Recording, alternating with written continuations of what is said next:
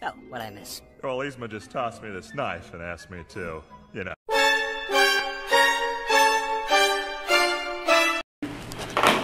Fear! Let's get it started in fear! MOGGchamp! MOGGchamp! That'll make sense in like half an hour when we start talking about Moggers. one of our movies. Why did you turn the TV on? I don't know. So today we are here with 4 movies to talk about. That's right. Greetings, Pennywises and Babadookers and vengeful seagull gods of all ages. I'm your host, Coleman Hahn. I'm your other host, Kirk Zanetti. You can find us on Instagram and YouTube. Here. Yeah, Chuck Bass. I'm not gonna. What did I put the account names on screen? I don't know. Like, by now you know where to follow us. Yeah. If not, we'll put a link in the description. Yeah. I have started streaming on Twitch, so also you can find me there at Chuck Batman, same as YouTube. I'm not going to promise anything you can't keep, but if you want to see some I'm trying to stream weekly. I've been streaming Yakuza. By the time I upload this, I'll probably have been streaming it for a while, but I probably also won't be done with it yet because it's a long game. Right. Gonna cover my bedhead. even though we've been up for a while. It is like only noon though. We actually. I'm surprised we woke up when we did, considering that we stayed up till like 3 a.m. watching Scooby-Doo. So that's nothing new for me. Yeah, that's true.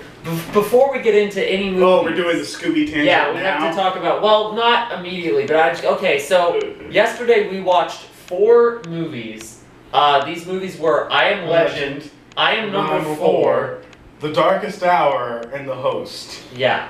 So, YA, Apocalypse World, fun times. And also Russian horror movies that are secretly video games. Yeah. And then after watching all 4 of those, we started watching Mystery Inc. because I'm sure we've mentioned on this... I am doing a Scooby-Doo retrospective. Yes. And I'm also doing a Joss Whedon one, but the Joss Whedon's one is also almost done, so it doesn't really matter. But we talked about these a while ago, but we haven't really given an update on them. He's basically made it through the entire Scooby-Doo lineage, right up to Mystery Inc. I have 3 shows left, one of which is like only 12 episodes long, one of which is the Mr. Inc., and one of which is Be Cool Scooby-Doo, aka Scooby-Doo Brickleberry. Now the interesting thing about the movies. The interesting thing about Mystery Inc. is it's the one Scooby-Doo show that like I have never seen. You watched a little bit of it and bounced off of it, whereas this is the Scooby-Doo that I and our friends are very familiar with. Because we're like right at the age group to have watched this like around the same time that we were watching stuff like Adventure Time. They're all Zoomers. Yeah. I'm a Zillennial. Yes. So I was like, I want to watch Mystery Inc.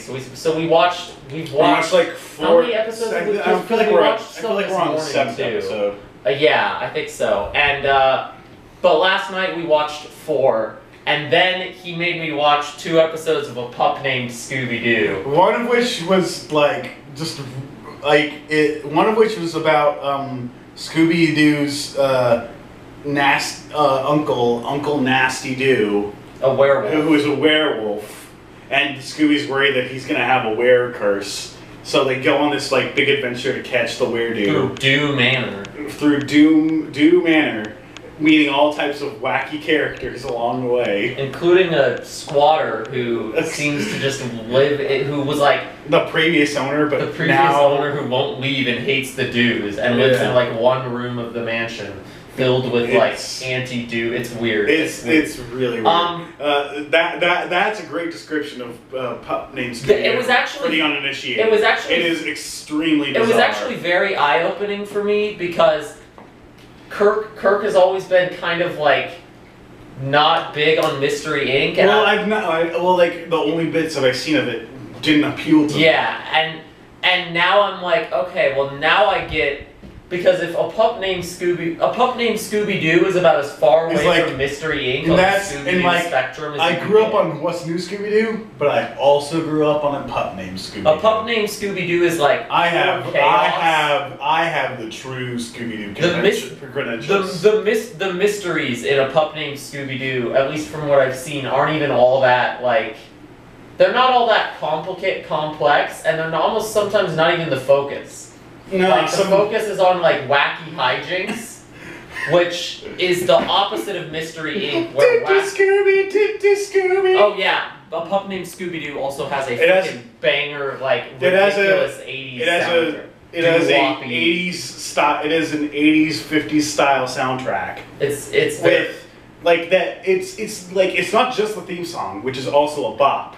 It's the entire soundtrack. Songs and, yeah. They threw out the other Scooby-Doo soundtrack that they were using in the 60s and made an entirely new one. And it's for this show. Really good. That's the one thing that I can say, like, okay, that is objectively better than the soundtrack of Mystery Inc., which is kind of just like generic spooky. Yeah.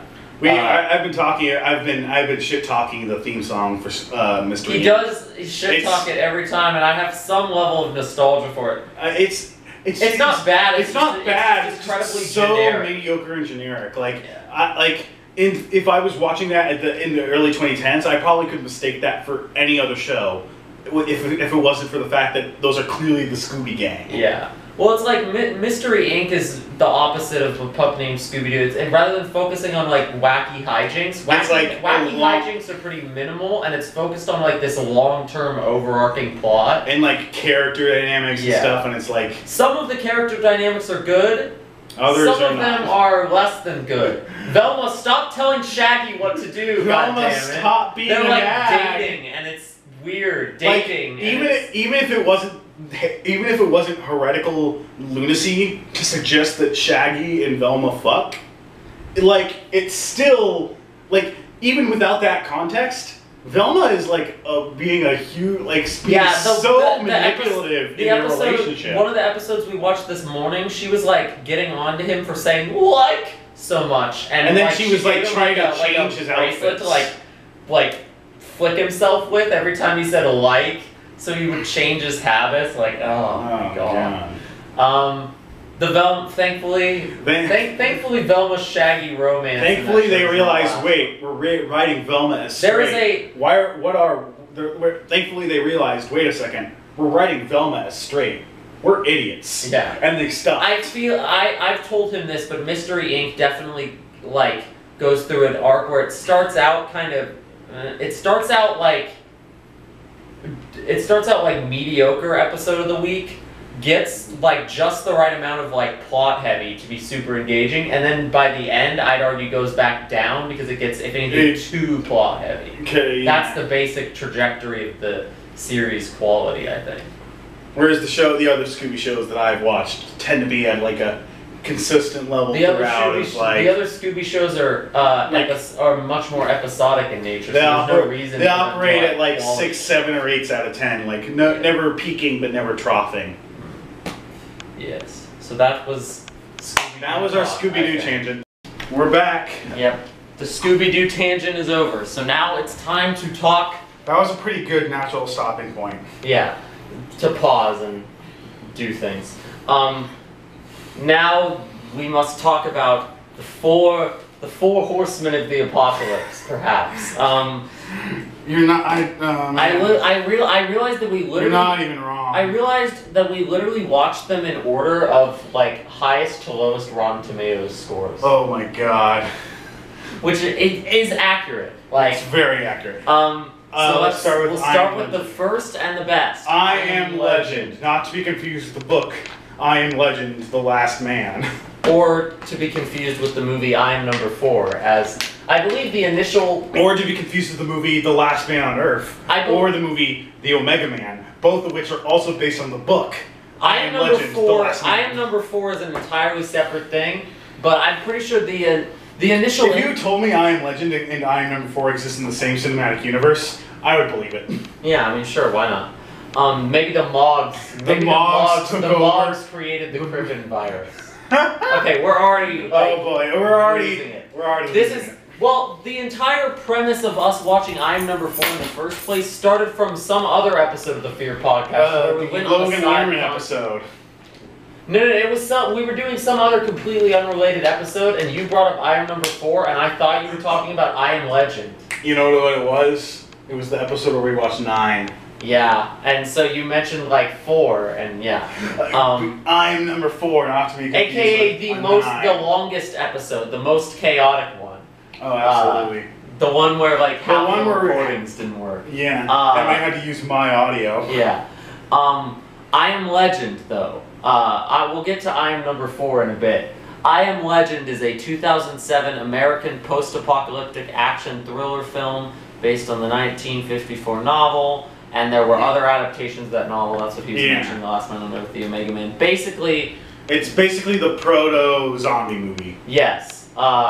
Yeah, like the proto-zombie story. Because the book is like the book is about like human vampire hybrids. Basically, that basically are like they're zombies that can't go out in the sunlight. They like, and the premise, at least in the movie, I don't know if it's exactly like this in the book, but in the movie the premise is like a scientist sort of retrofitted a virus to like make it cure cancer. But then it also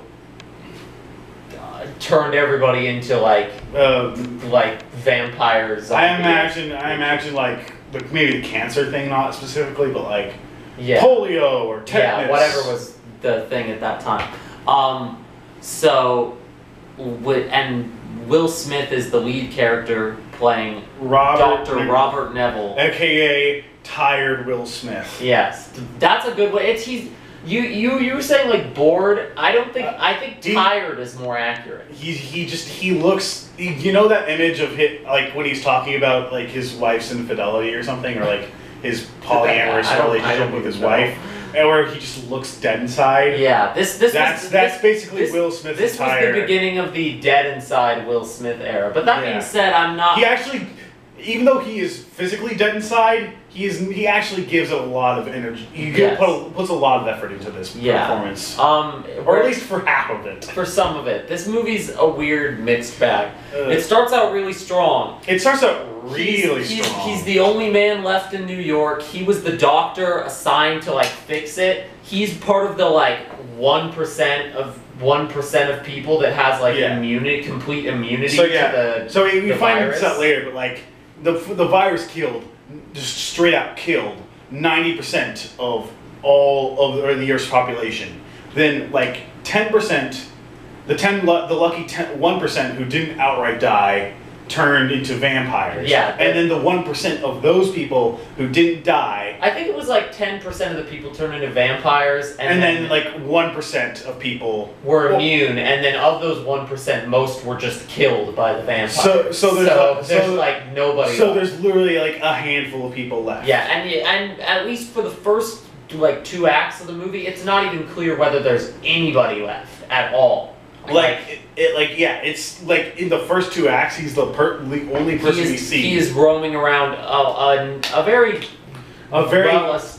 good aesthetic for like an apocalyptic, post-apocalyptic overrun New York. Like it's not been quite enough time where like nature has completely retaken New York, but nature is starting to retake New York. There are herds of deer running around. Like there's greenery growing in places that didn't before. And he's living there in this like heavily fortified house. That with his dog, and there's some nice flashbacks with his family.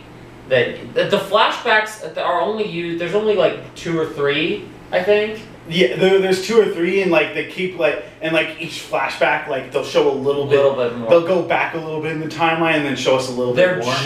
They're just enough to like give you the picture of like without outright stating everything, without overwhelming the movie. And so he just kind of roams out. He's still trying to fix the disease. Like he has a secret lab under his house where he conducts experiments on animals and whatever infected he's able to capture. And he finds the movie starts out with him just kind of doing that stuff, They don't establish this earlier, but I wish we had seen like the wall of pictures that he has of the infected. Oh yeah. They don't really. I feel like maybe there's a different. Other version of the story. There's probably a different cut when we first see him capture that lady. Yeah. That lady infected. Like we pan over. I suppose we should just talk about that elephant. Well, the elephant in the room is that this movie had two different endings. One of which is book accurate and far more interesting, and one of which is the one they used in the theatrical cut, which is the only one we could really find. Like we were able to watch the alternate ending, but not without the proper context. Yeah. Yeah, I think it's exclusive to the director's cut. Yeah, it's like a DVD director's cut. And you think, well, okay, they had the happy ending and then they had an alternate cut. No, neither is really the happy. The alternate cut. Happy ending. But the thing is, the alternate cut was the original intended ending. Yeah. And then they added the bad ending. Yeah. Basically, the theatrical cut. The theatrical cut takes what is like a subtle story, about like the nature and evolution of humanity, and like the effects of plague, and just turns it into like this weird like pseudo faith movie. Yeah, where it's like you have to have faith. Because basically the original end is he realizes that he's kind of the monster, and he's new. He realizes that the vampires are not like a mindless mass of like monsters. They are sentient. They're like have as much sentience and emotion as human beings. And he realizes that they have become their own species. Yeah. So and this is a big deal because he kidnapped one of the girls to test one of his. And the main zombie we see is constantly trying to get the girl back. Yeah. So originally you're supposed to be like, oh wow, this zombie is so evil, he's ignoring his own like biological limitations. But then you realize, no, he genuinely loves this other zombie, and he's trying to get her back. And Will Smith has become the boogeyman of their society. The theatrical cut kind of removes that. They take all of that interesting storytelling about the evolution of humanity and the shadows we leave behind, and instead turns it into a story. And instead, Will Smith martyrs himself to save the cure, and then the lady that he meets takes the cure to a refugee camp and has this. I feel like the martyr bit is not that bad. It's not like good, but then when it gets really bad is the extra scene added on in the end where you see the lady he was with going to the refugee camp in Vermont and like giving them the cure and being like, at 8:49 p.m. Dr. Neville found the cure to the virus. At 8:52 he sacrificed his life. That's why he's a legend, or whatever. That's why he is the I Am Legend. Yeah, I mean, it's basically it's not the exact dialogue, but it's close enough to that. It's completely removed of all like cringy as that. Because he meets, when I say the first two acts, like he's the only human. The third act, he meets her, and I'd argue that's where the plot kind of starts to. It loses the narrative really hard. Because not only do they introduce more characters, which ruins like the dark tone they're setting. They also just introduce scenes that ruin the dark tone. After he meets the humans, he wakes up and they're playing Shrek. And then later there's a scene where he walks into the room and her kid is watching Shrek and he starts like saying the lines along with them. And then he eats breakfast and he's like, I was saving that bacon.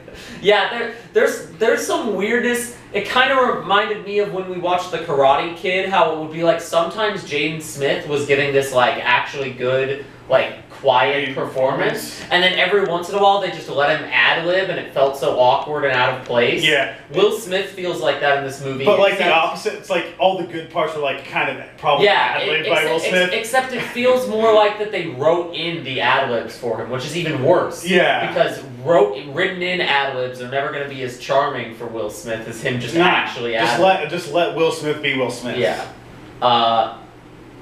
But I really like the first two acts. Like, do not let the bad third act and ruined ending the ruin of ending that you can only see in the widely available streaming versions. Yeah. As opposed to the good director's cut, trick you into not watching this movie because the first two acts are really good. I love.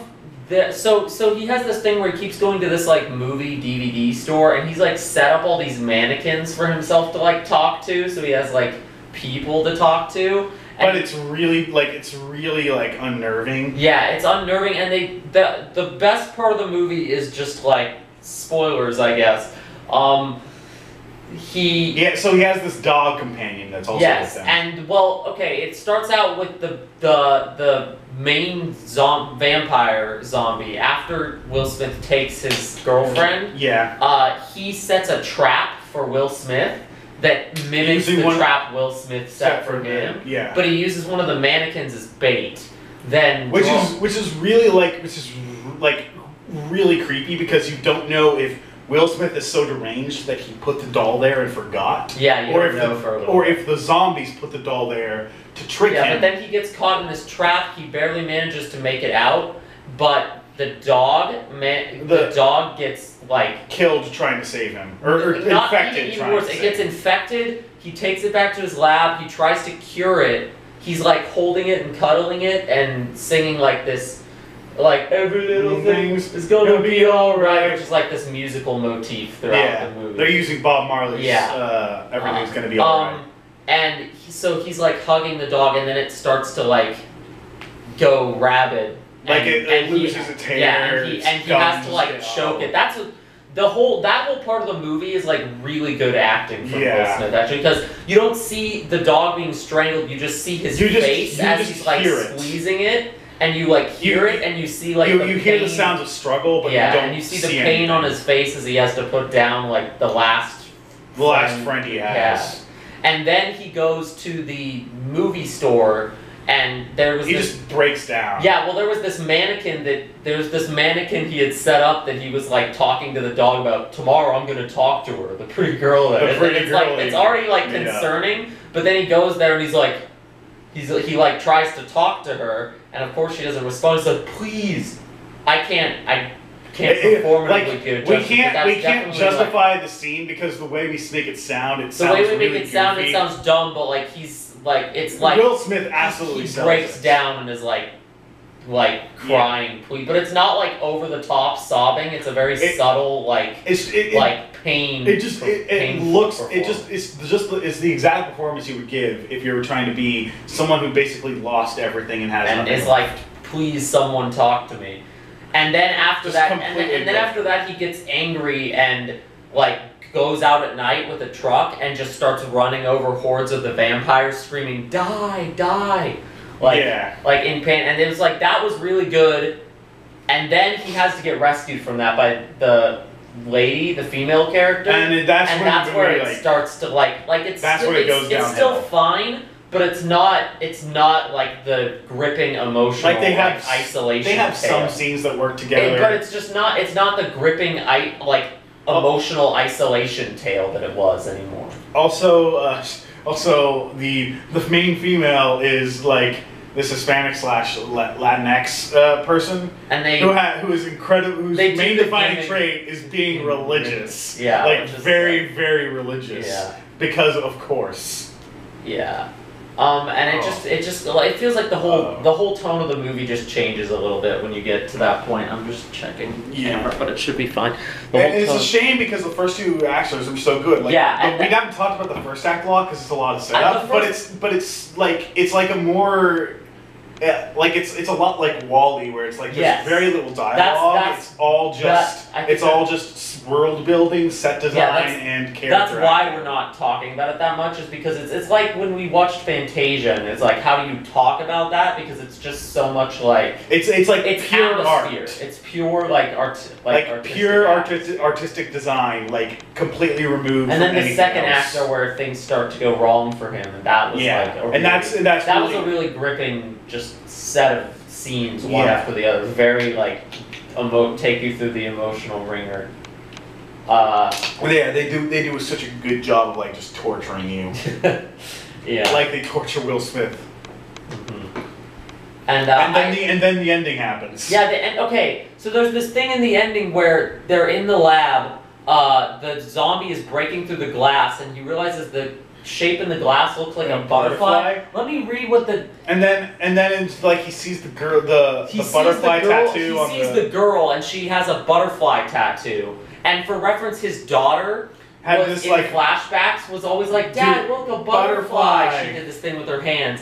But it's in the theatrical cut, it seems so overbearing because it's like, whoa, the glass looks like a butterfly, and she has a butterfly tattoo. And she's the savior who can get the cure out of here. I literally think we also hear the daughter's voiceover. Yes, they put the daughter, but the original idea for the director's cut, in that cut, it's supposed to be like it's a sign from God, and he's like realizing she's like the savior who can. Which doesn't really make no. It's not like he was like he was selfish by like wanting to stay behind to cure humanity and putting his daughter and wife on like a helicopter to be saved. Whereas the intention of the butterfly thing is that he sees the butterfly shape on the glass and the butterfly shaped tattoo. Oh, okay. In the original cut, the butterfly-shaped tattoo is on the female Darkseeker. Oh, that makes so much more sense. So then he realizes that the alpha male of the Darkseeker, which is what they call the zombies, dumb name. They originally called like hemocytes, in the book. Better. Like it's still kind of dumb, but at least sounds like. But that's how. But the butterfly thing is supposed to be where he realizes that.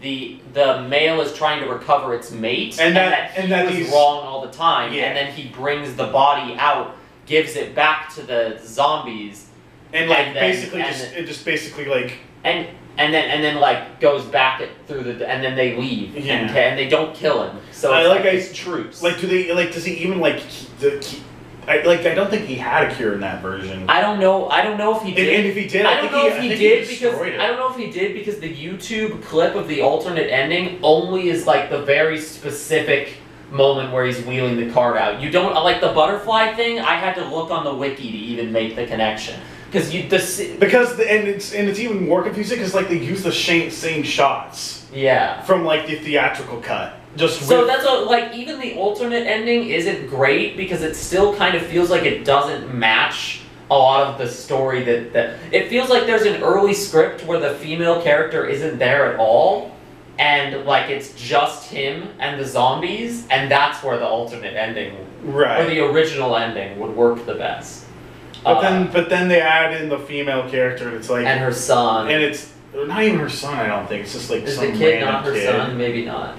But it just drags the movie down. Yeah, it does a little bit. There's also a really awkward scene where they really like hammer in the Bob Marley thing and like the girl doesn't know who Bob Marley is, but she somehow knows who his son is. And it's like I don't even know if that's like a boomer versus millennial thing. No, it's not. That doesn't make any sense. How the fuck do you not know who Bob Marley is, but you know who his son is? Yeah. Wouldn't you have to know who his father is because of the fact that his father is Bob Marley? I believe this movie has a like 70 something on Rotten Tomatoes. It got very polarizing reviews. Which is exactly I would say it's what could be a 9 or 10 out of 10 movie brought down to like 6 or 7 because of these. Because of these changes. To just try and make it more uplifting. Yeah, I guess, kind of. Even though it still ends up... Like that original cut ending, especially the final scene, or the theatrical cut ending, especially the final scene of it, is like so kind of forced, saturated over. And so doesn't match like the rest of the movie. It does not match with what the movie is going for at all. It was the 7th highest grossing film of 2007. I am number 7. I am number 7. And speaking of numbers, speaking of calling yourself numbers, I am number 4. How much? Whistling "Ring Around the Rosie" in alien language. Singing "Ring Around the Rosie" in alien language. This Red Bulls for pussies. This was definitely the funniest movie we watched, and I'm kind of obsessed with it now. I'm also kind of upset that we enjoyed this movie so much because we can't exercise it now. Yeah, I know. It's like it's too funny to. If we exercised it, the MOGGERS would be removed. We can't remove the MOGGERS. We can exercise the host, and we can exercise the host with no concern for its bodily autonomy. Oh, the host. I thought you were talking about Pittacus Lore. Pittacus Lore. Oh, yes. I Am Number 4 is a 2011 American teen science fiction action... Okay, whatever. It's based on the 2010 novel of the same name, one of the Lorian Legacy's young adult science fiction this movie only came out a year after the book? Oh my god. So they didn't know if it was going to be a hit or not. And definitely, I feel like the books were not a hit, but... there seem to be some fans of the books, but like... It seems like the most... Okay, so the pen name of the author of these books is Pittacus Lore. Pittacus Lore image here. Yeah, I mean, I have one from the tangent we went on in the other episode. I have like a collection of Pittacus... I have an album on my phone now filled with... titled Pittacus Lore. It goes... the Omega, the Beta, the Alpha, the Sigma, Pittacus Lore! This is just the opposite. No. This is the opposite. The Harry Potter lore. This is the actual image you made. This is my actual meme. Harry Potter lore is... No, Snyderverse lore is up here. It's in the clouds. There's nothing. There's nothing. There's no lore. It's just made up. Then there is the Harry Potter lore, and that's just the tip of the iceberg. Then you get to the meat of the iceberg, and that's the Percy Jackson lore. And then you get down a little bit more, and it's Percy Jackson stands. Yeah, big Percy Jackson stands. Then you have the Fair Podcast lore, and then at the very bottom, just below, just when you start to reach the abyss, you have Scooby-Doo lore. But then you keep panning down and down and down. Deep into the for like a minute, just like the opening shot of this movie zooms in from Earth and awkwardly zooms into and then you have Pittacus Lore, the deepest, the darkest, the most forbidden of all knowledge. Yeah.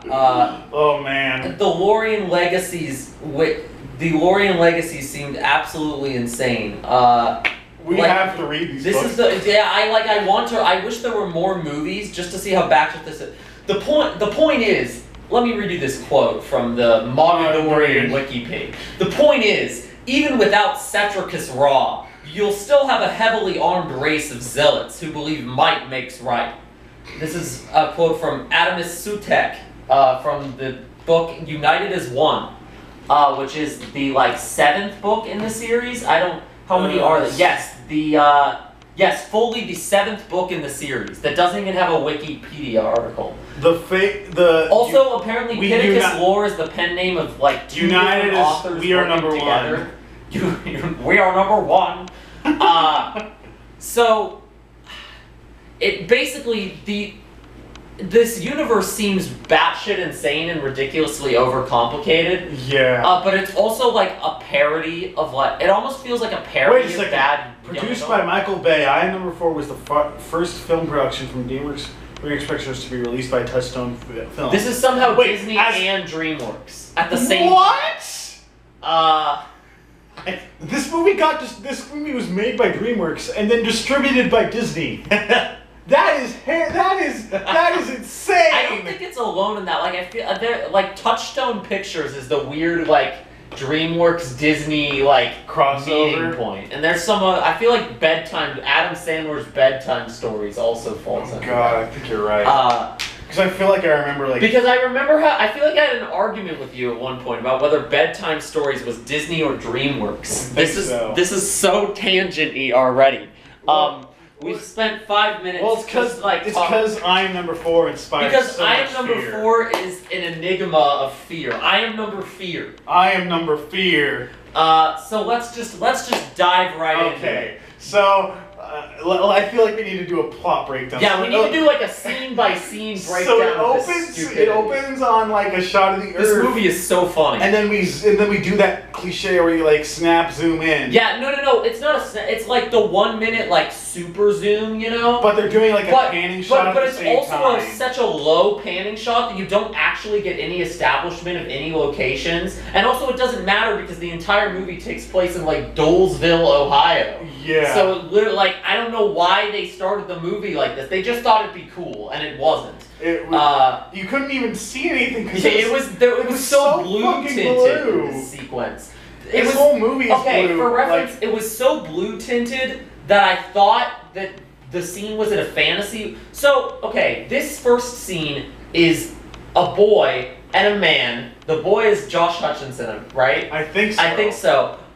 They get attacked by these like thugs, where the Moggadarians, which are easily the funniest part of this movie, and they save the movie. Yes, they're so good. Because they're like, and they have like chase these down tattoos the boy, yeah. and face. They look like Mad Max. They look like Mad Max, like Nazgul. Yeah, it's so. They look like they would be putties in like in a Power Rangers cartoon. So you've got this blue tint. They're the main villains. You've got this blue tint. You've got this forest, and you've got these Mog people. I thought this was in a fantasy world. Even though they had the zoom in of Earth, I still kind of thought it was like fantasy time or something. Because it looks like Avatar. And it doesn't help when the next scene they cut to is hard cut to our main character, like jet skiing on the California beaches. Clearly the kind of thing where it's like, okay, so here's the kid from reality that you're going to pluck out and make the fish out of water in fantasy school. But no. He already knows that he's like an alien from the planet Lorian and basically like lamer Superman. Yeah. But there's 9 of them. Yes, but there's 9 of them, and he's number 4.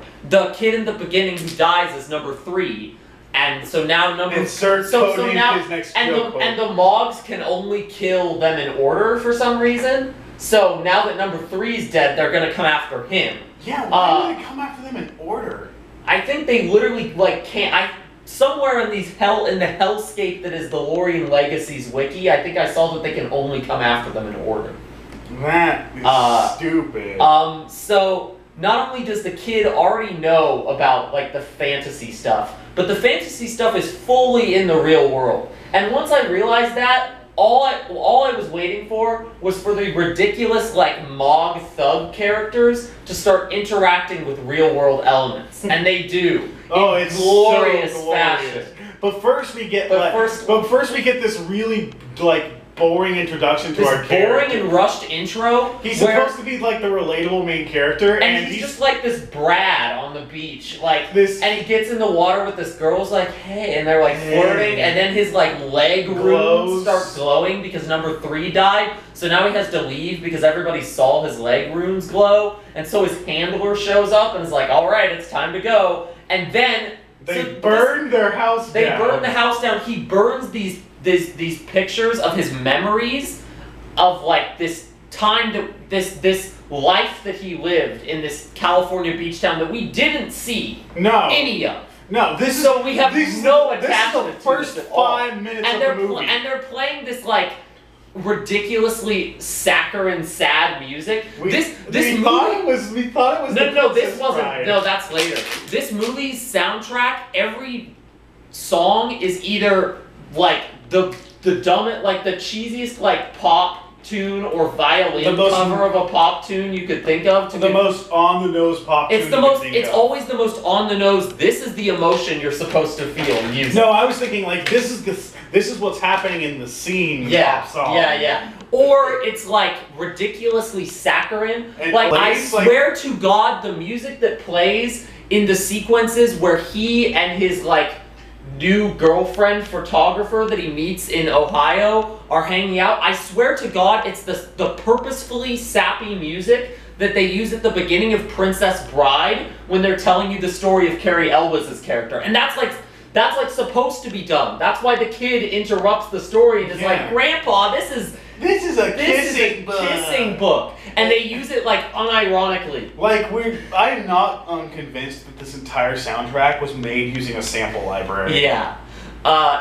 It's so like any on the nose like dumb choice you can think of. Think about generic YA movie, and then think about like a pop song. They use the most on-the-nose pop song. And that represents the movie as a whole. They do the most on-the-nose. They do the most on-the-nose generic thing possible every time. But they make it so. And at this point, and it's like so just predictable that it's like a funny game. Like you think that's like it's a joke. Like yeah, it feels like a joke. This whole movie and by extension, like he meets this girl. Like when he shows up to the new school, he meets this girl who's like taking photos of people without their consent and uploading them. She's to like a one of those website. like shitty like high school bloggers. Yeah, with a terrible fucking website and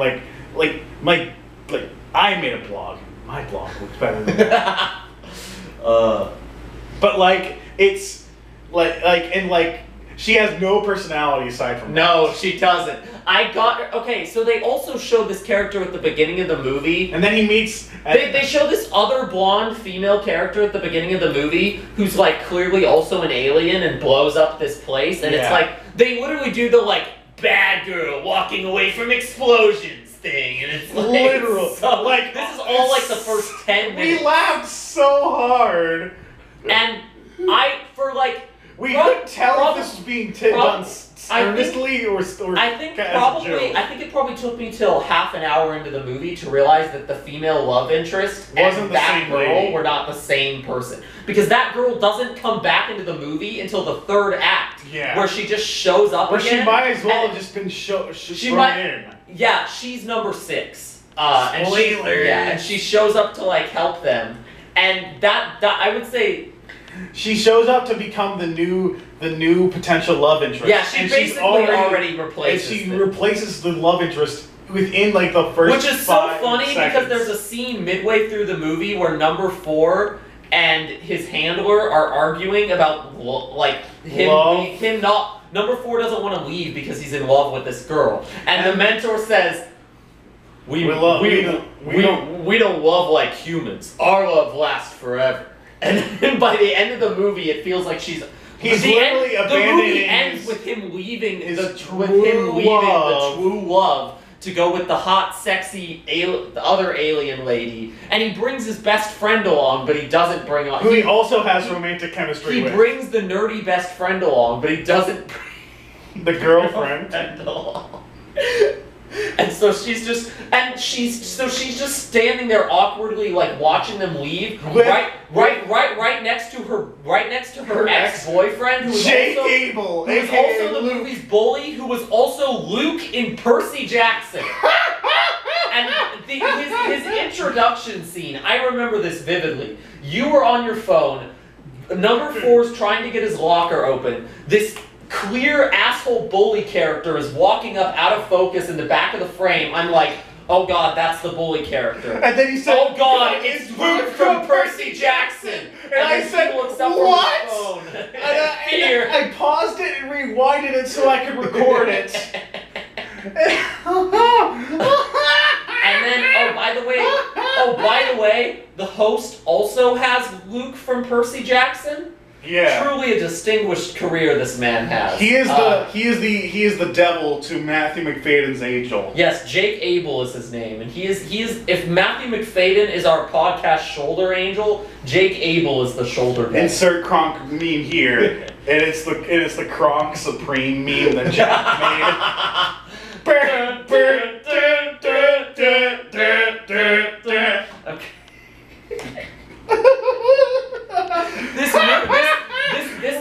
No, that scene is so hilarious because it's like Luke is showing up as like the Chad, like the Chad bully character, but he's standing next to this guy who, like in any other movie, would also be the Chad main character. Like it should just be like that Predator meme where like it's the two hands like collapsing, because like that's. Like, he should just join the bullies. I think this is there's the trash movies that anger us, the trash movies that bore us, the good movies, and then there's the trash movies that make us manic because they're hilarious. And this is one of those ones. Like, everything about this is. I told you there are entertainingly bad movies. There are annoying / insultingly bad movies, and there are boringly bad movies. And we got a taste of like all three of those, kind of. But this was definitely the entertainment, because we haven't even gotten to the Moggs. Oh my god! But like after that, after there's like a scene where like he Luke, not Luke, like 4. I'm just gonna call him 4. Yeah, 4 throws a football at Luke, and Luke is like, I think Luke is like, you could be a quarterback. No, he doesn't even say it. He's like, come on, man. But that's what he should have said. It's been like, yeah, you could be. By the way, again, he should have recruited him. By the way, number 4's like alias name when he moves to this new school is literally John Smith. A name so unconvincing that when he tells the female love interest that is his name, she says, "You don't want to tell me your real name? That's fine," and walks away. So it's a failure of a cover name. It immediately raises suspicion. Yeah. And they live in this like borderline abandoned house that also immediately raises suspicion. Like at one point there's not a wall protecting the light switch. Yeah. Like at one point the sheriff of the town, who is also Luke's father, his character's name is Mark Jones, but we will be calling him Luke because he is playing the same character as in Percy Jackson. The only difference is he doesn't turn out to be the villain at the end. No, yeah, and that's what we were expecting him to like become a Mog or something. Wait till they get a look but at me. But at the end of the movie, he's just like. Am I gonna have to make an edit of Luke as a Mog now? No. Well, now that you said that, yes. But instead, at the end of the movie, he just like comes up to the group of heroes and is like, yeah, here's your like magic box thing. I'm like friends with you guys now. Even though I did nothing to rectify my actions. That's what we're saying is when the main character leaves, he leaves his girlfriend behind with the bully ex-girlfriend standing right next to her. He's fully ready to make a move and be like, hey, can we date again? The first time he established their exes is when he's stalking outside her house. He's stalking outside her house and sees number 4 leaving. And we're going to call him number 4 because John Smith is John Smith and Jane Doe. Jane Doe, right. Okay, so the girl love interest's name is Sarah, but I fully like kept forgetting that. And he would like talk to Sam, who was the nerdy best friend. He has more interactions with Sam than he does with Sarah. Well, because Sam is actually a good character, kind of. He's a good. He's also played by a good actor. Yeah, for some reason, the actor who plays him is like the best, one of the best ones in the movie. Even he can't save this terrible movie. Yeah. It makes it honestly like I wish Sam was the main character. So you just had this fish out of water character. And then you have like he maybe meets number 6. Yeah, like number 4 just feels like such an unnecessary. And then you can like maybe have Sam secretly have powers or whatever. Yeah. But number 4 just feels like such an unnecessary character in his own movie and fully the wrong character to focus the movie on. Yeah, the movie gets infinitely more interesting when it's not focused on him. Yeah, like when it's focused on number 6 or focused on Sam or focused on the Moggs. Oh my god, Can we talk about the Moggs now? After their introduction scene, there's a scene where like the Moggs are like licking like a burnt license plate to find his location. Well, that's funny enough. But then the real scene, which was exactly what I was hoping for, was like them interacting with a real world thing in a funny way. It was so much better than I thought it was going to be. It was so good. One of the Moggs is in a supermarket with like a giant hood on. He's grabbing a giant hoodie on. Yeah, not a hood, a hoodie. Yeah, fully a hoodie. He's grabbing all the meat in the store, basically. He's like 7 feet tall. Yes, he brings it to the cash register. He's just looming. Luke is taller than our main character, and these guys tower over They're clearly Luke. On stilts. Like, they have to be on stilts. They have to be.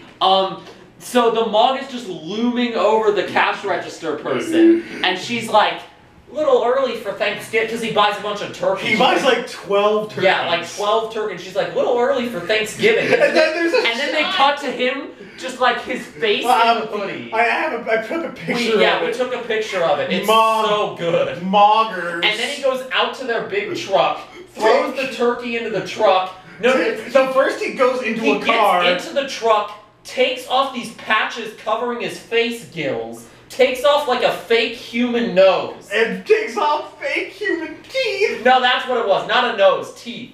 but just that's exactly what I was hoping for, and I'm glad they immediately like the second I realized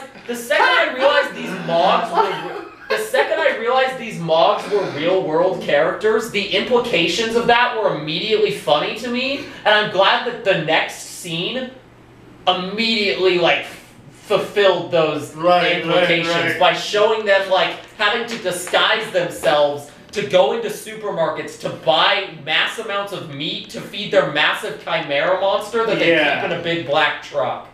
And they just get funnier from there. Every scene they're in is the next scene we see them in is like they're like driving down the highway, they pass a family car, and one of the Moggs in the back scares the kids in the car. They're like Mad Max Saturday morning cartoon characters, and the next scene we see them in they're alpha walking towards the police car. The Moggs are coming. The Moggs. and the sheriff dad of Luke is like, what are those guys? And Luke says, big ass linebackers. And then they come up to the car and like basically kidnap Luke and are like, you're gonna show us where the oh no, but you're forgetting this. Forgetting the scene where they kidnap the main character's mentor and use that to set a trap. But they're also working with some crazy conspiracy theorist guy. I didn't quite get that. Why not just have them be the one who captured him? But it's funny. But then they then have a scene where they're like interrogating the conspiracy theorist later, and the Mogg boss is just like sitting there like reading a comic book and like laughing, and they have this like voice filter that they talk in, and it's really good. Children's toys. And then he pulls out like some like razor blade ball thing and shoves it in the dude's mouth. Toys for children. And he shoves it in the dude. It's impossible to describe how good the acting of the how the Moggs knew the actors for the Mogdarians knew exactly what movie they were. The guy playing the Mogg boss is like Jeremy Irons in Dungeons and Dragons level hamming it up. Which is a fitting comparison because the host because when we talk about the host in like a half an hour, the two love interests in that movie are Luke from Percy Jackson and Jeremy Irons' doughboy-faced son. Like, how does he simultaneously look attractive and yet so unattractive? Right, but anyway, we'll get into it. Like his eyes I just like that all of this shit is connected. Our fear. It's all part of the. It's all part of the Furian legacies. If this guy can call himself Pittacus Lore and write a series called the Lorian Legacies. This is like shit I would write. Is Matthew McFadden gonna bust down that door and say, "You guys think you're the only Fear podcast? My friends, you just became part of a much larger cinematic Fear universe." Oh my god. Oh my god. What if we talk? Oh man, we just had lunch and we talked about like how much better. Like this movie is already great, but how much better would it be if Matthew McFadden was the lead Mogadarian? Well, no. I don't want him in this movie. I'm talking like the hypothetical sequel that never got made needs Matthew Mogg Faden. We need Jake Abel and Matthew McFadden to fight. Except they left Jake Abel behind. Right. So he might not even be in the next. There is no sequel movie. Unfortunately, I wish this had a sequel movie because I want to see how much more batshit insane it can. Like, we definitely need a sequel movie to this more than we need a sequel movie to Percy Jackson. Yeah. And honestly, like this movie, as generic as it is, seems like it's actually a pretty good adaptation of the books. It's just that the books also feel like a generic YA novel series borderlining on parody. Yeah, like we can't tell if the person who wrote this is like a smooth brain or if they're I can't tell if Pittacus Lore is galaxy brain or smooth brain. It's impossible to tell. Yeah. Also, this movie was produced by Michael Bay. Yeah. By the way, and written by the writers of Smallville, the creators of Smallville, which makes sense because there's a scene where when Number 4 gets his glowy hand it's just the scene from Smallville. Yeah, he like which then Man of Steel then stole. Yeah.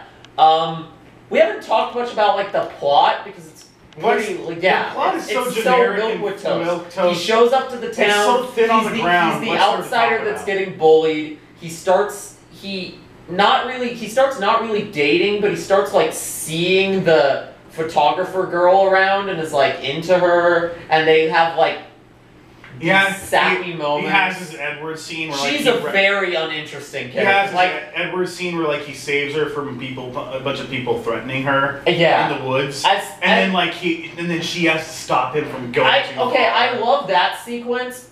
I don't love that sequence because they set up this. They're in this like haunted house thing, and I'm like fully waiting for the Moggs to like show up. We thought, oh my god, the Moggs are wearing night vision goggles. But then it was just Luke's like bully friends, and we were very disappointed. Because we had to wait. I feel like the third act is where this movie like the second act is kind of boring. And the first and second acts have like moments of like comedy, but they're mostly like, like generic Y-ish. It's when the third act is when the Moggs arrive and number 6 shows up, who's actually like kind of a fun, quippy character. Like she would make such a more interesting. She's immediately a more interesting like love interest character than Sarah the photographer. She if this movie had actually been about Sam or even like number 6, this would have been such a better movie. Yes, for real. And oh my god! Somehow. Oh, we forgot to mention Sam's dad is an ancient alien. Sam's dad is an ancient alien conspiracy theorist, but specifically about the Lorians. Yes. So it's this like weird convenience where the nerd kid's father who disappeared is intrinsically connected to the lore of the series. If this movie wasn't about PITTACUS lore. If this movie wasn't about the Lorians, I would actually say, nah, Luke's totally in the right to bully this kid. Number 4 was like, your dad was right. The brown people couldn't make those pyramids on their own. Oh god. Yeah. It's. And then, so he teams up with Sam, and then they go to rescue his mentor, and then his mentor dies by the hand of the Mogg. It's so stupid. The mentor character is bad at his job and completely unlikable, so there's no reason to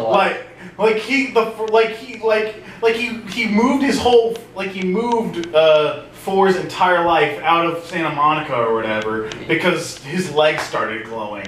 But then 4 has a breakdown in school and accidentally pelts a kid with a football. And he doesn't move at all. Well, no, because he has some stupid line about, I don't want to leave here yet, I've got business here. And we were both like, what business? What the fuck are you talking about? Your one job is to protect this guy. Like, what do you mean, business? And then the next scene we see him in, he's telling number 4 it's time to leave because the sheriff shows up at their house. Yeah. After number 4 beat up Luke, who's the sheriff's son. Yeah.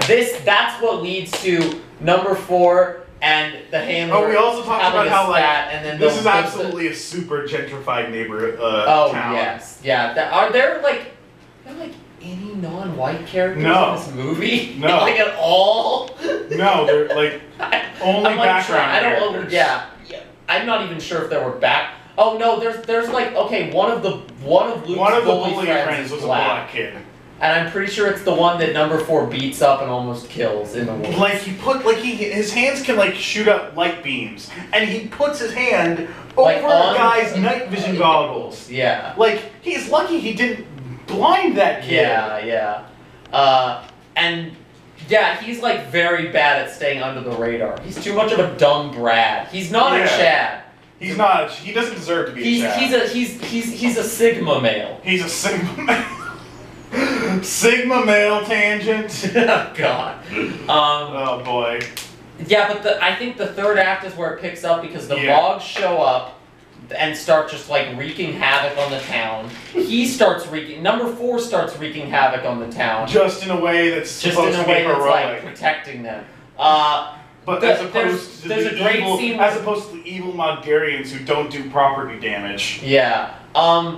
Number 4 and Sarah go to hide blow in up the football field. Oh yeah, the final fight. They go to hide in the school the Moggs show up and sick their chimera on the school, but not before the Mogg boss sings "Ring Around the Rosie" in his alien language. How this Earth song has how he can sing this Earth song in an alien language is never addressed. I feel like it was just improv by the actor. It is like... It's so funny. The Moggs are so fun. They kidnap Luke. Who we kept thinking, oh man, he's gonna show up in the movie as but like a Mog hybrid. They literally just bring Luke. They have Luke lead them to the school and where he knows Sarah, and then they just throw him at a window to like signal to Sarah and number 4 that they're there, which is completely unnecessary because their squad of goon cars is parked out in front. Yeah. And then Luke disappears from the movie until the end scene where he's like nice and friendly. I deadass thought they killed him. Right? We were both like, oh, what?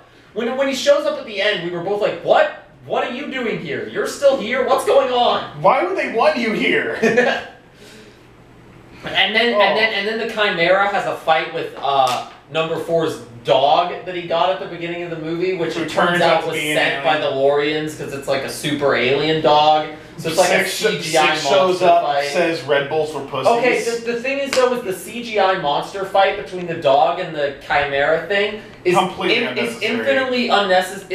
unnecessary and infinitely less interesting than just watching number 6 use her cool teleportation powers. Like to she's take out so much cooler than anything. She's so much cooler than number 4. She literally she runs around like teleporting it's like Nightcrawler. It's like she teleports everywhere. She is such a Deus Ex Machina character that just like the infinitely cooler hero character that they bring in the 3rd act of the movie, because Lord knows number 4 and his squad of high schoolers could not take out the Moggs. His power is just a flashlight. Half the time he's just using it to light dark rooms for the crew.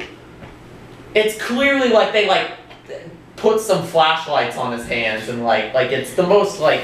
He gets in a Dragon Ball Z fight with one of the Moggadaries. Yeah, and then the Moggs, the fight. This is where the Red Bull is for pussies lines comes up. I can't believe in which number 6 tells number 4, hit me with your lumen. That's what they call the light that comes from his hand. Is that lumen? Is that what Lubba's semen is? I was joking that's what number 4's semen is. He comes lumen for sure, 100%.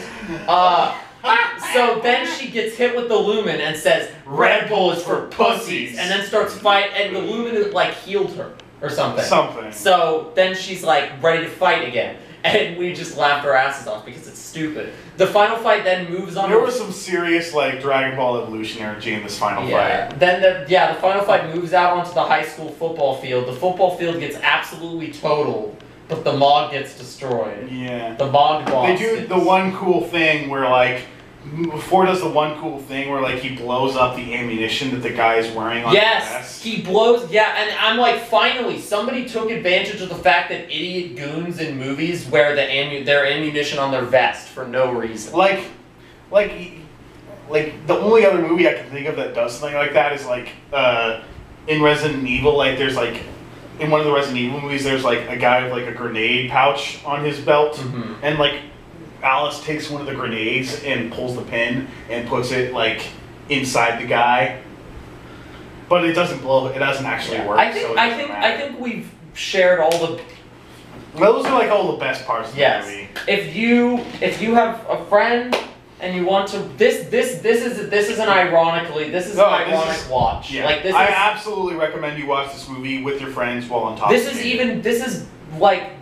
This is better than Gamer even for that, because Gamer has like a few scenes that are really ironically Gamer's good. front loaded, but then like the middle of the movie is just a slog. Whereas this has its slog moment, but there's always just enough like every time you start getting bored, something happens. Usually with the Mogdarians that show up and make it save the movie. Yeah. It's amazing. It's so funny, and I actually I kind of want to read the books now because they sound like completely batshit insane shitposts. We're back. A dinosaur story. Yep. Oh, you stole my joke. Yeah, I did steal your joke, fucker. Damn. We're about to. And now we're gonna talk about speaking of things that are old, outdated, and just ended in disaster. The Darkest Hour. I don't know if The Darkest Hour is any of those, but it is boring and bad. So now we've moved on from the quality of the mixed quality of I Am Legend and the mematic quality of I Am Number 4. We are now on to two movies The Darkest largely Hour. Devoid of quality. Oh, what is there even? The Darkest Hour is a 2011 science fiction action film directed by Chris Gorak and produced by Timur Bekmambetov. Okay, you know how it all took place in Russia? I scrolled down here. This guy's Russian, and he basically like financed the whole. Okay. So that's why it's Russian. So this is. It depicts an alien invasion. The film stars Emil Hirsch. Yeah, whatever. It was released on Christmas. Just Darkest Hour survived the holidays. So it's kind of a Cloverfield, not with the found footage aspect, but it's a Cloverfield-esque. Aliens invade. Group of normal people has to deal with that. It's Cloverfield in the sense that it's trying to be like Cloverfield. Yeah, and it takes place in Moscow. I think the biggest issue with this movie is that of all the people they could have chose to focus on, our main party is like so lame. They're just like it's like two party girls. Two tech bros who got their tech idea stolen by this other guy, and that other guy is with them as well. So there's conflict. And just like a coward and asshole. Yeah. It stars Emil Hirsch of Speed Racer fame. He was the two tech bros are Speed Racer and the guy who played Lee in Horns. And then Joel Kinnaman is the asshole businessman, and then there's two. It's basically a super group of like bootleg celebrities. Yeah. Americans Ben and Sean travel to Moscow to sell their blah blah blah. Literally, what they're doing beforehand doesn't matter because it ties into nothing in their back. This movie goes from tech bro dude scenario to aliens are there literally dissolving people and killing everyone. Within like first. Yeah. And it goes 0 to 10 with no like setup of the aliens before or anything. Like the closest we get is like there are some birds that are acting weird. Yeah. Basically the aliens are these little these light creatures that descend down. God, they're so lame. I thought they were cool until they started giving them corporeal. That's what I mean. Is like they were so cool. Like they seem really. They're cool at the beginning of the movie because they're this large. They're invisible. Glowing light that can like make itself invisible and just like dissolves anything it touches. But it dissolves anything it touches except. Then suddenly it doesn't dissolve glass, and it can't see through lights, and it can't. The rule. This is one of those. The aliens can do whatever they need to, or don't, whatever they want them to, or don't want them to at any given time. The rules are super. There's one part of the movie where Emil Hirsch's character is like figuring out. He's like, they work on some sort of electromagnetic shit, and then one of the party girls says that almost makes sense. And that basically describes. That's how they wrote the script. They're like, what's the aliens' powers? Electromagnetic. They have this like heat-seeking vision perspective shots that they use to show what the alien is doing, but they never use those to actually explain how the aliens do anything. The only time we ever see that is when they use fire. At the very start of the movie to try and like, scare the alien away. Yeah, somebody throws a Molotov cocktail at the bar getting attacked, and it's the only thing that seems to slow the alien down. Of course, nobody ever picks up that information. They just come up with some new bullshit of like wearing light bulbs around your neck and hiding behind glass. Daytime is more dangerous than night. Daytime is more dangerous than night. Even though no proof of that. Even though more people died at night. Than they did in daytime. Wasn't the initial invasion literally at night? Like, what the fuck was that about? This isn't I Am Legend. They can't, like, there's no, like, they can't go out during the day sunlight thing. No. The only reason I think it was. I feel like they're. The only reason they used that is because they needed they called the movie The Darkest Hour. Oh yeah. And they needed an excuse. Well, there's this idea that the aliens track based on like heat signatures. But if anything, but it's also through light waves. If anything, night would make it easier for them to track them because you can't see them coming, they can see you coming, and there's not as much heat. There's not as much like heat being produced. The only scene where I feel like that, like what the alien is seeing and what the characters are doing makes any sense is that one run-in where they're out in a big plaza and the two tech bros are hiding behind a car and the alien like dissolves something and then it turns to look at the car and it goes over the car, and this is where they use the perspective shot the most too. And then the two tech bros hide under the car where it can't see them. Because it can't, because it only sees like the electricity. But this is before they established every rule that was introduced as a way to ward off these things gave us a resounding reaction of what? How? How does that make any sense? They carry around these light bulbs to like show where the aliens are, and apparently to like, for some reason it like traps them in place. Yeah, the only idea that seems to actually make sense is the fire thing obstructing the vision. Yeah. But the next person to use a Molotov cocktail is like an hour into the movie, and she wasn't even there at the bar scene. She's some Russian girl they meet along the way. Yeah, it's... I feel like this movie has a weird process where the beginning crew all slowly die and then get replaced by better characters. Yes. Like all the members of their group introduced midway through as soon as the asshole dies, they get replaced with a better character. Joel Kinnaman's character makes this literally like when they're all running away, he shuts a door on someone and so they die. So like he's just clearly a horrible person, and they do this like half-assed redemption arc where he then sacrifices himself so the tech bros can get away. Even though the problem that he caused. Yeah, the whole problem was because he decided to go out onto the streets with a gun when all the rest of them were like, let's get high up and like actually be smart and try to figure out what's going on. And he's like, no, I don't know. Be smart. Yeah, I mean, none of them are that smart, but that, like, relative to how actual people would react in this situation, they're not too ludicrous. One of the party girls is constantly getting freaked out and basically has to be dragged around by the other party girl until she dies. By waiting too long? Oh, and because of her, the Sergey guy who creates a stun gun that can stun the aliens, he also dies. Apparently, you need to put in all 3 locks. Yeah, there's this stupid Faraday cage thing. The only reason I can think of is like you need a complete circuit. Yeah, or something. But yeah, she like didn't lock the door all the way. These are the first people they run into is Sergey, who's like this crazy like electrician Russian man. He looks like he looks like the scientist in a video game who gives you all your equipment. Yeah, that too. I said he looks like an Anastasia, the Russian dude. This guy's definitely Russian. The handsome main character's Russian, very Russian friend, right? Who looks more like a Don Bluth character than the main characters do. Right. How is Don Bluth so bad at drawing handsome people and so good at drawing ugly people? I don't know. Anyway,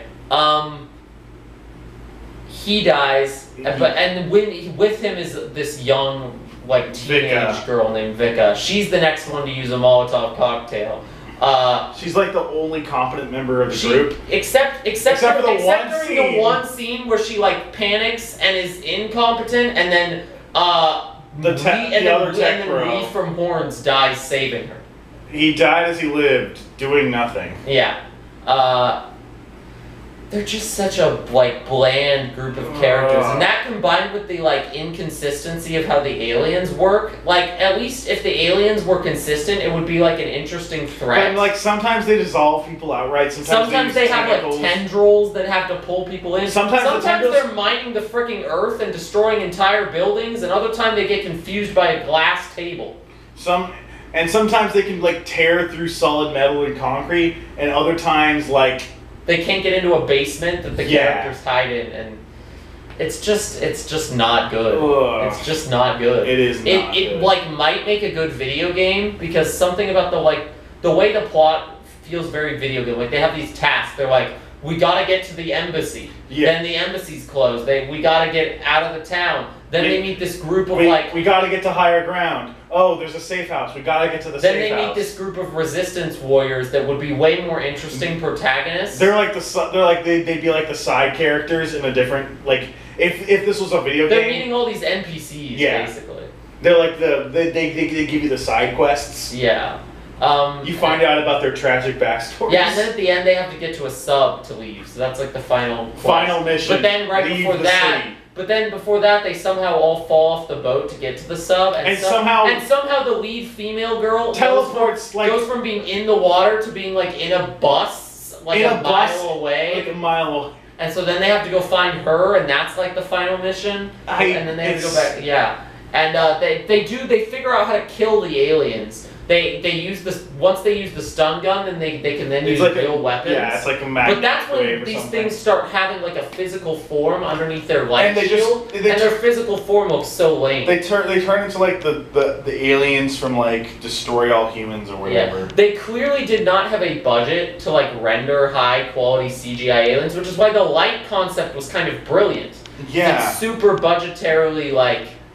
It's budgetarily smart, and it actually is. But then creepy. they give them like a physical form, and it's like because you never know where the threat is. Yeah, but then it becomes action at the end because once they get those. And then at one point they have like Emil Hirsch's character figures out that there's like that the things can be their armor can be chipped when he gets a piece of their armor. At the end of the movie, he's out of bullets and out of ammo. He throws the piece of armor at the thing that's been stunned, and somehow getting pierced by its own piece of its armor destroys it. It's not even like the robot in The Incredibles where it's like the only thing that can destroy it is itself. Or like it gets hit in the head. It's literally just like it just hits its shield and then the thing blows up. It doesn't make any sense. It's amazing that they went from these almost these walking death machines to like the most lame things possible. That each rule introduced about them increasingly like lamifies them to the point to the point where by the end of the movie they're like, these are not scary at all. No. Even the characters are like, the characters are not scared anymore. And then they have like a stupid stinger scene that teases like rebellions everywhere. Like this is the start of a revolution. Yeah, it's basically the exact same ending of I Am Legend. Same vibe as the dumb tacked on ending scene of I Am Legend. Except shorter and completely like there's literally 2 ending of the movie shots, like bookending this clip. I don't understand. The romance between the main girl and Speed Racer is really like lame and just kind of uninteresting. She essentially has to be like the comforting mom to everyone in the group. Like at one point she goes over to comfort Vika because Vika feels like it's her fault that Lee from Horns died. I don't know any of these characters' names except Vika. And then she has to go immediately from Vika over to Speed Racer to like comfort him. Oh, their names are Ben and Sean. No wonder I don't know their fucking name. Like, I think her name was Natalie. No, or she's Natalie. Her Australian friend Anne is the other. She's an American and she's an Australian. How the fuck are they friends? I think they're like they work together or something. They were like business. I don't care. Sergey, Submarines. Vika, they do the fun trope of like Sean and Natalie, I guess, which are Speed Racer and the main guy and the main girl. They like almost kiss at the end, and then Vika goes ew, and it's like funny, happy. You've just seen people get murdered. Why are you grossed out? Okay, in a post-credit scene, as the submarine cruises through the sea, they learn that survivors in Paris managed to destroy an alien tower. That was not a post-credit scene. That was like it faded to black, and then did that scene, and then faded back to black again. Maybe in the theater it was a post-credit scene, and somehow like the YouTube edit of it just fucks it. We watched all of these movies on YouTube. Which was a great use of money. It was. And they. Okay. I think probably one of the more interesting things is just that it's like they're all these Americans and they're stuck in Russia, and so like the setting is different. But it's basically just Metro Last Light. Yeah. And at one point they even go into the metro to like get somewhere, and it's like really on the nose. It's just boring, very boring, and that's all we have to say about it. We spent a solid 14 minutes. I'm surprised we even spent that long on it. I'm convinced that this was a Russian tax scheme. Yeah, who's this Tamir Bekmambetov guy? I'm not convinced he's some like Look at that face. He looks like he's got... Oh my god, so much of it is in Russian. Poggers, he made an Abraham Lincoln Vampire Hunter and wanted! Oh no! Oh no. Fun. Alright, I don't care about this enough to do this. The host! Speaking of kissing scenes where another character says ew and interrupts the scene, except in this one it's even worse because the character inside of the main character's head is telling her to stop kissing the boys. This movie is painful. This was pain. Okay, like this movie was somehow boring, but also incredible. We were like so much. This was so much more boring than I Am Number 4. Like I would watch. I Am Number 4 is like leagues, but for reference, I Am Number 4 is a 33 on Rotten Tomatoes, and The Host is a 9 on Rotten Tomatoes, and I feel like that quality difference is exactly what it is. Like this is a truly like bad. Long. It's over terrible. It's like just over 2 hours long, and I guarantee if the kissing scenes were cut, would be like, or if like it would at least shave off 5 or if minutes. any X garbage thing in this movie. Oh yeah, so The Host, 2013 film. I guess we should clarify what The Host this is because not to be confused with The Host, 2006 film, The Host, the 2020 film, or Host film, which is also a 2020 film, by the way. Oh my god. The Host is a 2013 American romantic science fiction thriller adapted from Stephenie Meyer's 2008 novel. So this is the Twilight writer, and you can really tell. Yeah. It tells the story of a young woman, Melanie, who is captured after the human race has been taken over by parasitic aliens called souls. After Melanie is infused with a soul called Wanderer. What was the Wanderer? fuck? Okay, they kept calling. I think they just were calling her Wanda to give her a more human-like nickname. Once they started treating her like a human. Basically, this alien race has taken over humans, but the alien race is basically better than humans in every way. Yeah. Like they're less emotional, but they're also more sympathetic, less emotional. They're more civil. They don't like violence. Yeah, and.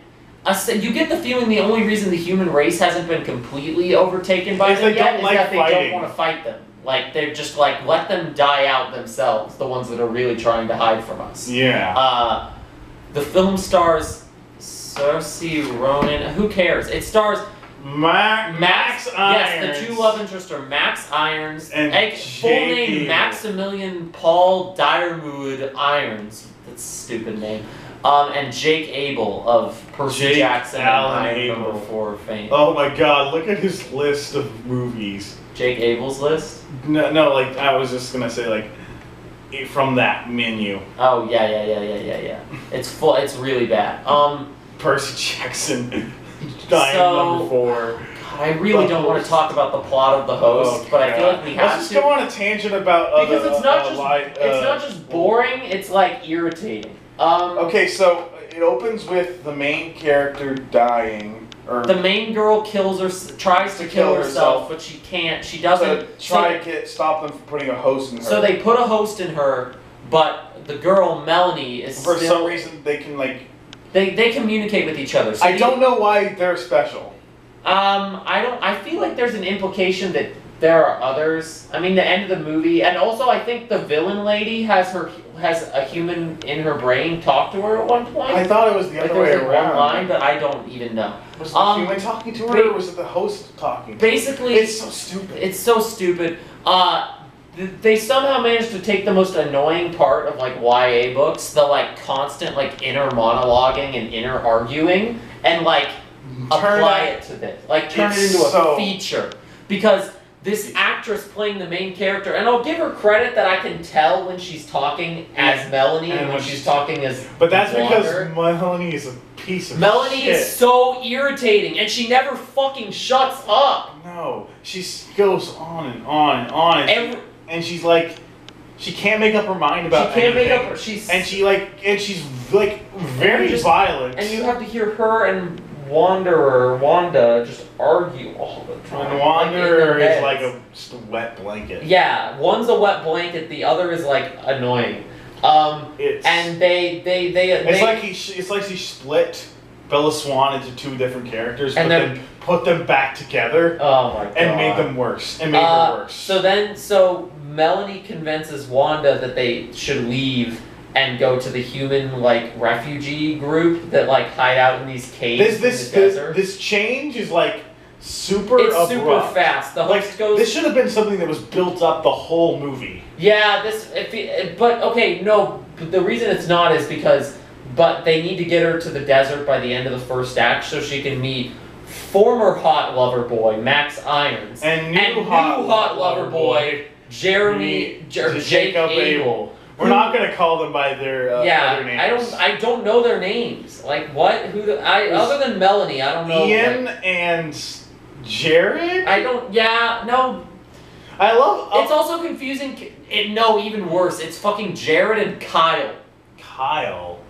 I think. Oh. No, it's Ian. Who the hell is Kyle then? Why am I seeing Kyle? His brother? Who fucking cares? It doesn't matter. No, her brother's name was Jamie, and I remember that because when she would say Jamie and Jared right after each other, my brain would get so mixed up. Yeah, it's. Oh. So she has this brother and this previous boyfriend that she meets at the refugee camp. No. She meets him when she's like breaking into his house to get food. The beginning of he kisses her. He's like, "Oh, you're human," and then he kisses her immediately. That's the first thing he does. And then when she runs away, and then when she runs away, he chases her down and pins her to the ground. Yeah, this movie's just so Stephanie Meyer horny. On the nose. So unabashedly, like... Very unabashedly horny. Which I feel like with Twilight makes sense, but this is... But, like, the concept of this movie is this, like... It's this very, like, high-concept sci-fi idea. It's like trying to explore the nature of humanity and the human soul. But it never actually does that because it's too busy trying to decide... whether Wanda should be allowed, which boy Wanda should be allowed to kiss. Yeah. So essentially, Jake Abel's character is in love with Wanda, the host character, whereas Max Irons' character is in love with Melanie, the girl inside. So they're in love with different people that are just trapped in this same body. It's this super fucked love triangle. There's one... Like... It's fucked for absolutely everyone in the scenario. Like, yeah, nobody's getting anything out of this because there's a scene where Melanie gets... there's a scene where Wanda... Melanie feels like her agency is being removed from herself. Wanda has like imposter syndrome. Yeah. The boyfriends are just fucking confused. Like, they're not even mad at each other. They're just confused about this whole situation. At one point in the movie...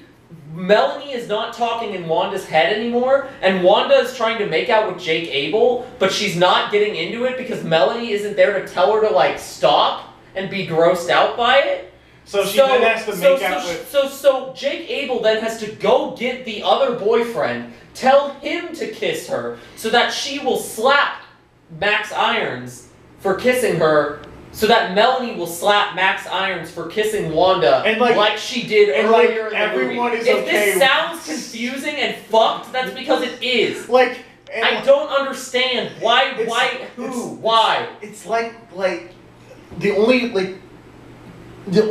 way that the situation can be even viewed as slightly completely fucked is like if you don't view Melanie or Wanda as like a body in and of themselves, but as like an empty vessel through which their souls can. And they never really question the nature of like bodily autonomy. They don't.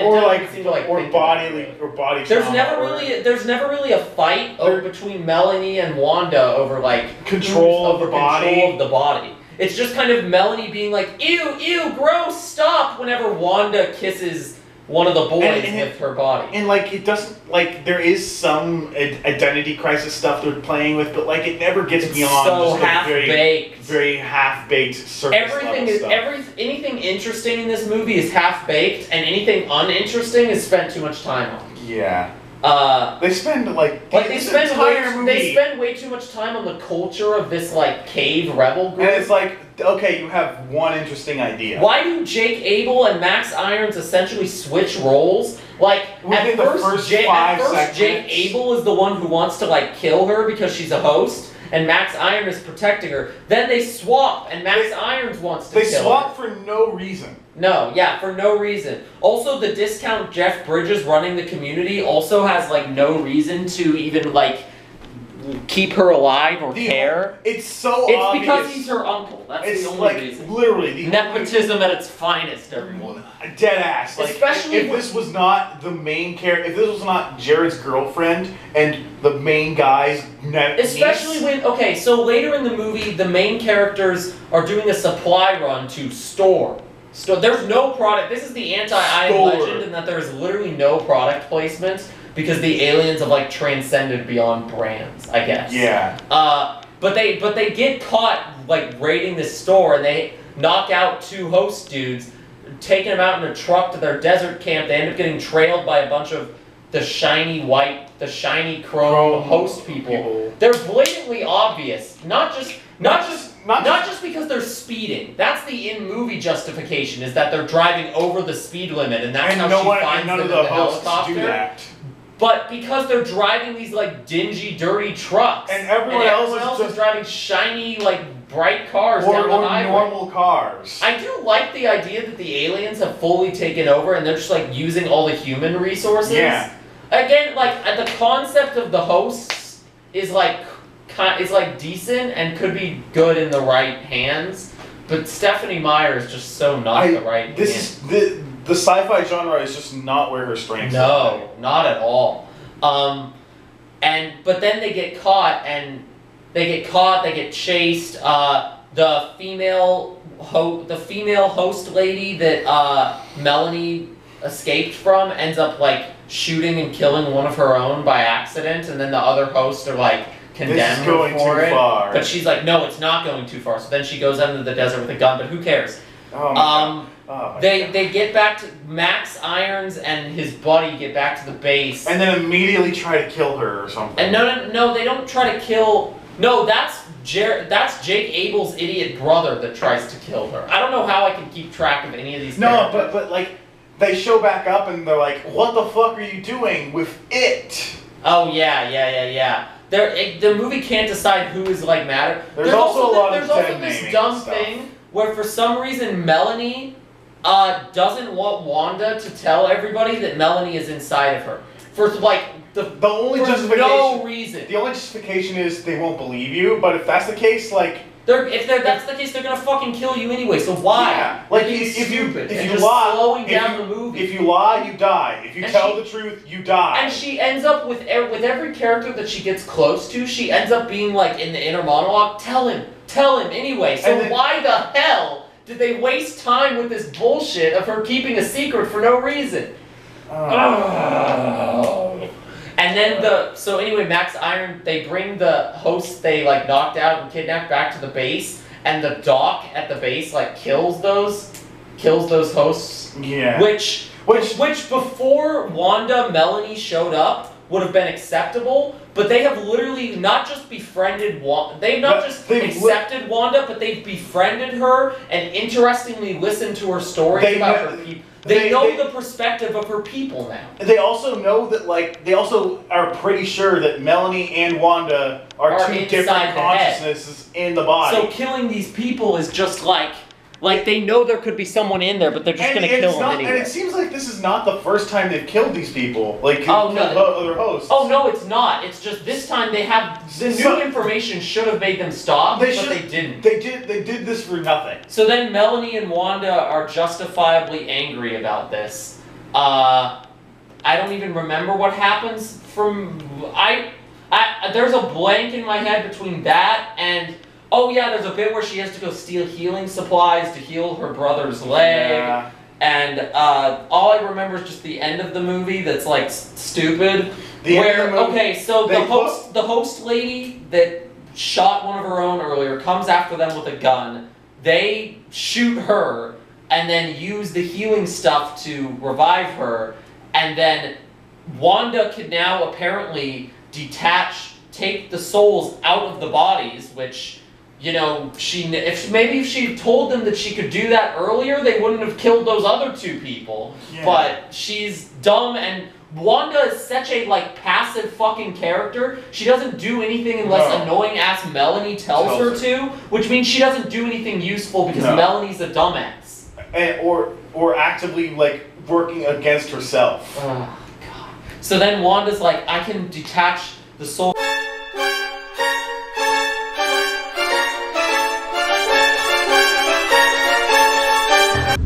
You good? Yes. Hey, remember when Wanda/Wanderer got her soul put into that other body that looked exactly like Melanie? Despite like the whole movie making a big deal about like soul, just how fucked up it is. And that body just conveniently didn't have a person inside of it anymore. Just how once fucked they up removed it the is host. to like steal a soul or a body away from another person. And then the movie ends with both of the boys being able to end up with the girl they like, in theory satisfying everyone, but in actual practice being the most blatantly unsatisfying, honestly kind of just soul-crushing ending imaginable. Soul-crushing. Okay. Big Basically, the movie has a sequel bait stinger that apparently was lifted directly from the book, despite the fact that neither the book nor the movie have sequels. Samuel Fury comes out of a van to interrogate the kids to reveal that I can't get over this. The book and the movie do not have. Not only does the movie not have a sequel, but the book doesn't have a sequel. Yet Stephanie Meyer ended the book in 2008, and the movie came out in 2013. And yet somehow Stephanie Meyer ended the book in a sequel bait, and they ended the movie in a sequel bait too. Why? Why is this movie so bad? It's boring and irritating. It's everything I Am Number 4 is not. Yeah, it's... Oh, good grief. It is pain. I know there are some Twilight stands out there. I'm not going to name names. Like, even if they're Twilight stands, how do you defend this? They know who they are, but I don't think anyone can defend this. This is just bad. Like this is like...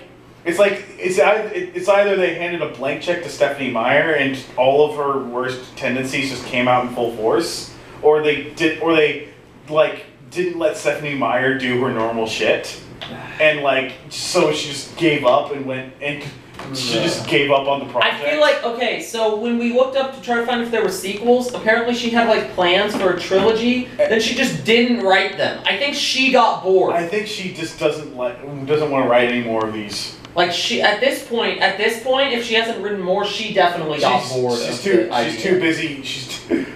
Then what does she even do now? Still write stuff? Oh God, this is a bad joke. She's too busy masturbating while reading 50 Shades of Grey because she is the target demographic. The host. The host. I feel like I'd rather watch any of these other 3 The Host movies. Without a doubt, any of these would be a better. What is even Host 2020? I assume has to be better than this. Yeah, I just can't. This is so stupid. It's. Oh my God, Host 20. They all look like completely distinct the Host movies. Is a 2020 English language mystery crime film produced in the Netherlands by Puro Productions. The film is How do you have a sequel bait in a movie based on a book that didn't get a sequel? Why did she write a sequel bait in the book? Fear. It's time to exorcise the host. Damn, we're already at that point. Yeah. Right. Yeah, we are. Let me get these lights. Yeah. I think we'll move it to a different room, maybe. Oh, I guess we could do... yeah, let's go to your office where it's dark. And spooky. Spooky, scary. Let me get the cat seat. Like all these water jugs? I accidentally signed up for a water filtration system, and now I don't know how to get rid of them. Nice. Gamer. I'd rather watch Gamer again than watch anything. Oh, I would love to watch Rat Gamer. We were discussing this between recordings, but the villain of Gamer combined with the Mogadarians from I Am Number 4 would be the ultimate comedic, villain. Okay.